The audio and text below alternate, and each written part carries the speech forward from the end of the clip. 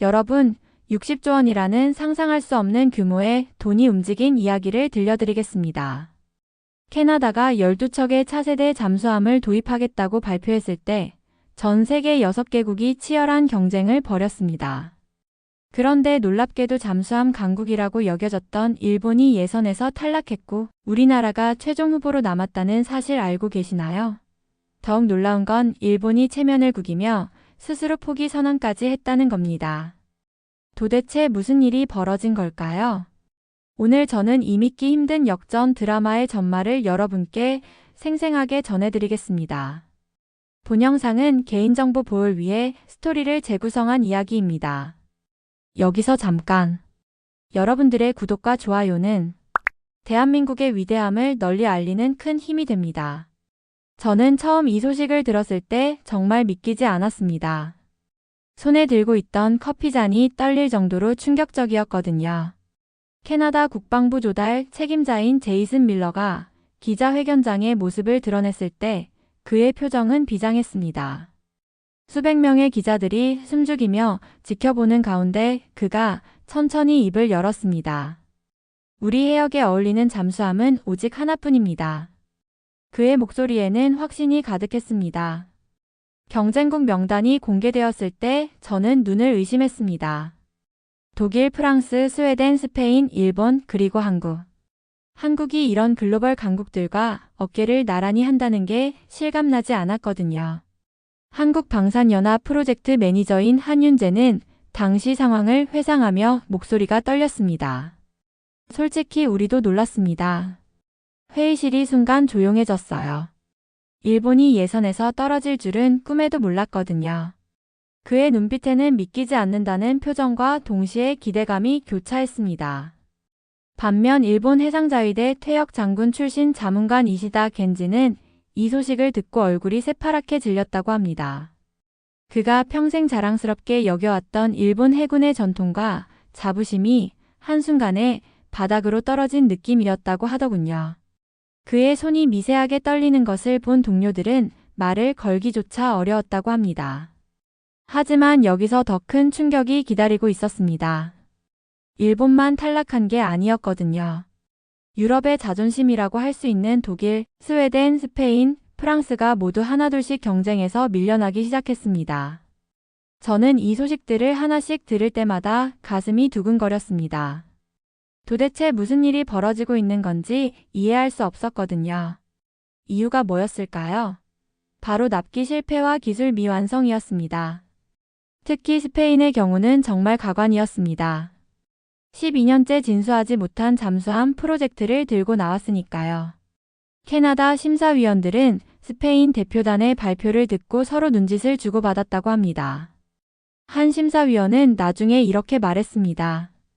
유럽제는 만들어지지도 않은 그림 속 배였습니다. 우리가 원하는 건 실제로 바다에 띄울 수 있는 잠수함이에요. 독일도 마찬가지였습니다. 한때 유보트로 전 세계를 떨게 했던 그 독일이 납기를 맞추지 못한다고 했을 때 저는 정말 씁쓸했습니다. 한때 세계 해군력의 중심이었던 유럽이 이렇게 무너질 줄 누가 예상했겠습니까? 프랑스 대표단은 마지막까지 자존심을 내세우려 했지만 결국 포기할 수밖에 없었습니다. 스웨덴 역시 마찬가지였죠. 결국 실전형 제안으로 최종 후보에 오른 건 한국과 일본뿐이었습니다. 저는 이 순간 정말 떨렸습니다. 세계 최강국들이 하나둘씩 사라지고 결국 우리나라와 일본만 남았다니 이런 일이 현실에서 일어날 수 있는 건가 싶었거든요. 이제 본격적인 한일 대결에 막이 올랐습니다. 양국 관계자들의 표정은 한층 더 진지해졌습니다. 먼저 일본의 상황을 자세히 살펴보겠습니다. 일본이 그동안 자랑해왔던 AIP 시스템, 즉 공기부료 추진 시스템의 치명적인 약점이 드러났습니다. 일본 미쓰비시 잠수함 기술 고문 다케다 요시노리는 당시 심정을 이렇게 고백했습니다. 밤잠을 이룰 수 없었습니다. 우리 기술이 생각보다 뒤처져 있다는 걸 인정하기가 너무 힘들었어요. 그의 목소리에는 깊은 한숨이 섞여 있었습니다. 일본은 급하게 리튬 배터리로 전환을 시도했지만 효율은 납축전지보다 겨우 1.5배 향상에 그쳤습니다. 이건 혁신이라고 부르기엔 너무나 미미한 수준이었죠. 더 심각한 문제는 실제 성능이었습니다. 수심 200m 아래에서 속도가 고작 2노트밖에 나오지 않았어요. 캐나다 해군 관계자가 시험 결과를 보고 이렇게 말했다고 합니다. 이건 잠수함이 아니라 수중 거북이군요. 게다가 일본 잠수함 내부는 너무 좁아서 문제였습니다. 캐나다군 관계자들이 실제로 견학을 갔을 때의 반응이 압권이었습니다. 한 관계자는 중학생 숙소보다 좁은 것 같은데 우리 군인들이 여기서 몇 달을 버틸 수 있을까요? 라고 의문을 표했습니다. 다른 관계자는 더 직설적이었습니다. 이건 감옥이나 다름없어요. 저는 이 이야기를 들으면서 참 안타까웠습니다. 한때 태평양을 호령했던 일본 해군의 위상이 이렇게 추락할 줄이야. 이시다 겐지는 이런 혹평들을 듣고 며칠 동안 식음을 전폐했다고 합니다. 반면 한국의 상황은 완전히 달랐습니다. 놀랍게도 한국은 독일과 함께 전 세계에서 유일하게 연료전지 시스템 개발에 성공했습니다. 한윤재는 당시 심정을 이렇게 생생하게 표현했습니다. 연구소에서 시험 결과를 확인했을 때 정말 소름이 돋았습니다. 제로에서 시작한 우리가 드디어 독일과 어깨를 나란히 했다는 게 믿기지 않았어요. 그 순간 눈물이 핑 돌았습니다. 그의 목소리는 감격으로 떨렸습니다. 한국의 연료전지 시스템은 기존 AIP 시스템 대비 효율이 무려 2배나 높았습니다. 더 놀라운 건 28일간 연속 수중 작전이 가능하다는 점이었습니다. 세계 각국의 전문가들이 불가능하다고 단언했던 연료전지 기술을 한국이 독자적으로 개발해낸 거였습니다. 캐나다 기술진들이 한국의 시연을 보고 나서 보인 반응은 충격 그 자체였습니다. 한 전문가는 이게 정말 가능한 일인가요? 우리가 뭔가 놓친 게 있나요? 라고 반복해서 물었다고 합니다.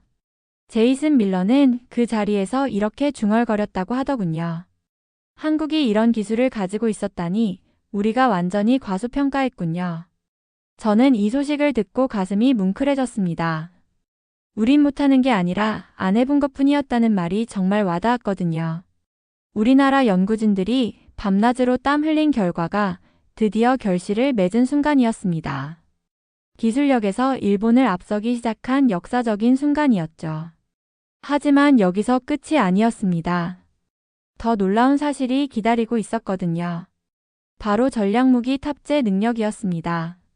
한국의 도산 안창호급 잠수함만이 VLS, 즉 수직 발사관을 통해 탄도미사일을 탑재할 수 있었습니다. 일본은 아무리 노력해도 재래식 무기 외에는 탑재가 불가능했죠. 캐나다 국방부 고위 관계자들이 이 사실을 확인했을 때의 반응은 극적이었습니다. 회의실이 순간 조용해졌다가 곧 웅성거림으로 가득 찼습니다.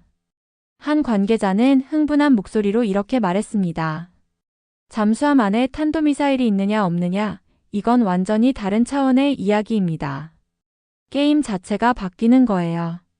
일본 대표단은 이 소식을 듣고 얼굴이 굳어졌습니다.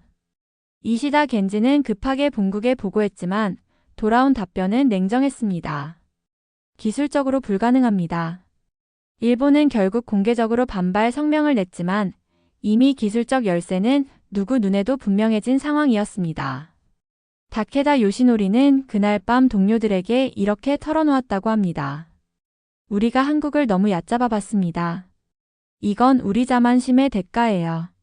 저는 이 대목에서 정말 자랑스러웠습니다. 가슴이 벅차오르는 느낌이었거든요.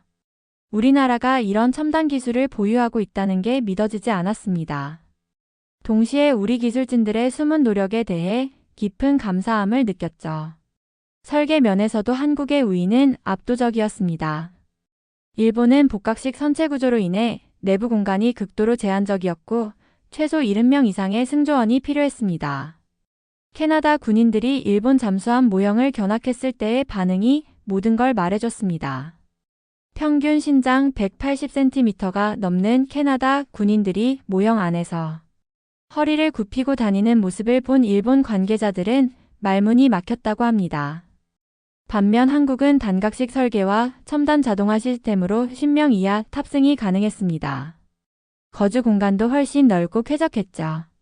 제이슨 밀러는 한국 잠수함 모형을 둘러본 후 감탄했습니다. 우리 덩치 큰 캐나다 군인들이 제대로 생활할 수 있는 공간은 한국뿐이었습니다.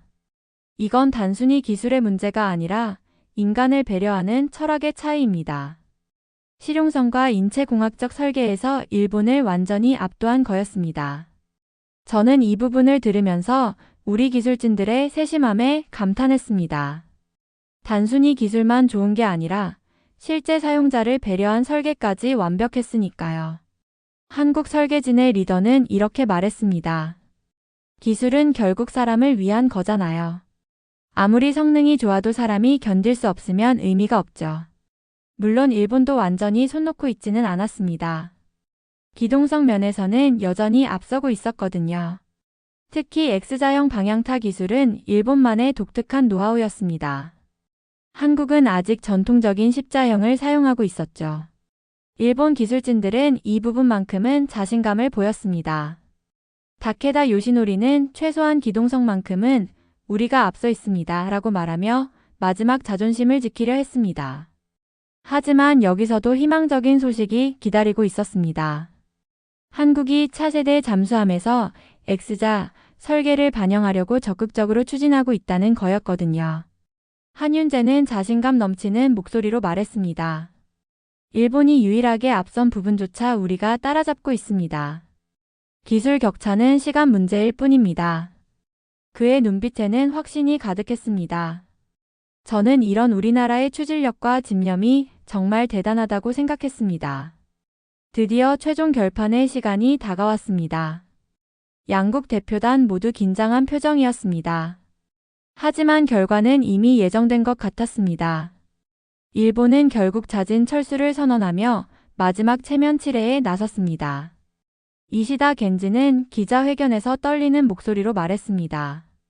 더 이상 경쟁할 이유가 없다고 판단했습니다. 하지만 모든 사람들이 알고 있었습니다. 이건 사실상 백기투항이었다는 걸 말이죠. 반면 캐나다는 한국형 도산 안창호급을 강력히 고려하고 있다고 공식 발표했습니다. 수직 발사관 없는 수출형 모델로도 공간 효율성과 기술력을 충분히 인정받았거든요. 제이슨 밀러는 최종 평가에서 감동적인 말을 남겼습니다. 전략무기 없이도 그 자체로 전략이 되는 잠수함, 그건 한국이었습니다. 한국이 독자 개발한 연료전지 기술과 효율적인 설계, 그리고 뛰어난 기술력으로 완승 분위기를 조성한 거였습니다. 한윤재는 그 순간을 이렇게 회상했습니다. 정말 꿈 같았습니다. 우리가 해냈다는 게 믿어지지 않았어요. 저는 이 순간을 생각하면 지금도 가슴이 벅차오릅니다. 온몸에 소름이 돋을 정도로 감격스러웠거든요. 우리나라가 정면 승부로 일본을 넘어선 역사적인 순간이었으니까요. 60조 원 규모의 잠수함 전쟁에서 한국이 승리한 이 드라마는 앞으로도 오랫동안 기억될 거라고 확신합니다. 이제 우리나라는 더 이상 따라가는 나라가 아니라 앞서가는 나라가 되었습니다. 오늘의 사연은 여기까지입니다. 지금까지 미라클 대한민국 저는 윤서였습니다. 여러분의 생각을 댓글에 작성해주세요. 또한 대한민국의 위대함을 널리 알리기 위해 구독, 좋아요로 함께 해주세요. 오늘도 좋은 하루 되세요. 감사합니다.